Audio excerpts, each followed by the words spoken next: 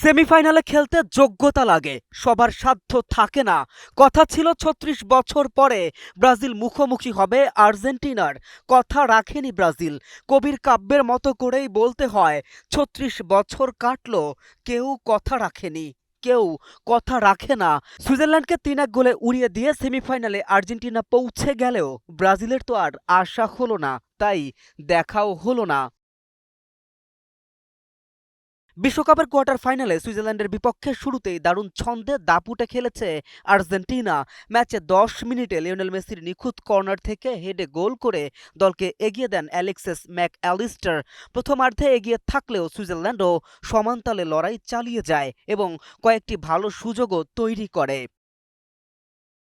বিরতির পর ৫০ মিনিটে গোলের সুবর্ণ সুযোগ নষ্ট করে সুইসরা, তবে ৬৭ মিনিটে রিকার্দো রদ্রিগেজের পাস থেকে ডান এন্দোয় গোল করে ম্যাচে সমতা ফেরান। ৭২ মিনিটে ডাইভ দেয়ার অপরাধে দ্বিতীয় হলুদ কার্ড দেখলে লাল কার্ড পান ব্রিল এমবেলো, ফলে ১০ জনের দলে পরিণত হয় সুইজারল্যান্ড। মজুক বিরাট কারবার, জিতে নাও ফ্যামিলি কার, স্পোর্টস বাইক ছাড়াও লক্ষ লক্ষ নিশ্চিত গিফট। এরপর শেষ দিকে একের পর এক আক্রমণ চালিয়েও জয়ের গোল পায়নি আর্জেন্টিনা।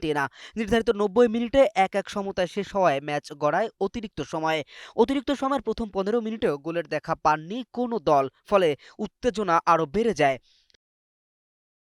শেষ পর্যন্ত ১১৪ মিনিটে স্পাইডার অ্যালভারেজের পা থেকে আসে জয়সূচক গোল, যেন ওস্তাদের মার শেষ রাতে শেষ সময়ে মরণ কামড় দিয়ে ২-১ ব্যবধান বাড়ায় আর্জেন্টিনা। আর শেষ দিকে ম্যাচের অতিরিক্ত সময় গিয়ে লাউতারো মার্টিনেজের গোলে ৩-১ গোলে জয় তুলে নেয় আকাশী নীলরা, আর সেমিফাইনালের টিকিটও পেয়ে যায়। কে এম রাফিন, নিউজ 24।